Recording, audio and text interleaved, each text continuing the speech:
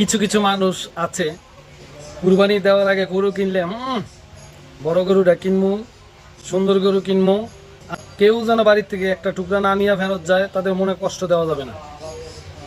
অথচ তারাই দেখা যায় যে আশেপাশের প্রতিবেশী, তাদের সাথে পূর্বে কোনো এক সময় ঝগড়া হয়েছিল, সেই ঝগড়ার জের ধরে তাদেরকে আর গোস্ত দিবে না। ওই বোনের সম্পদ নিছে, সম্পদ নিল কেন, এই জন্য বোনের আর গোস্ত দেওয়া যাবে না। সম্পদ আছে, সে অনেক টাকার মালিক, কুরবানি দিয়ে নেক, আমরা দিমু কি লেগে? আর সারা বছর এই বোনেরে টানতে হইব, সারা বছরই দিতে হইব।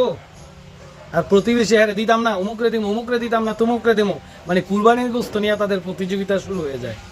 অথচ তারা বড় বড় বয়ান ছাড়ে, বড় বড় হাদিস ছাড়ে, আর তার কাছে মোল্লা মুসল্লিও কোনো কিছু না, মুফতিও তারা ফেল হয়ে যাবে। এমন মোল্লার মোল্লা, ওরে তার মতন হাদিস ওলা লোক আর দেশে একটাও নাই, তার মতন অলিয়া উলিয়া দেশে একটাও নাই। কেমন অলিয়া উলিয়া? অথচ প্রতিবেশীর হক সর্বপ্রথম আদায় করে না, নিজের আত্মীয় স্বজনের হক আদায় করে না। তারা হয়েছে একদম অলিয়া উলিয়া, যত সব ভণ্ডের দল।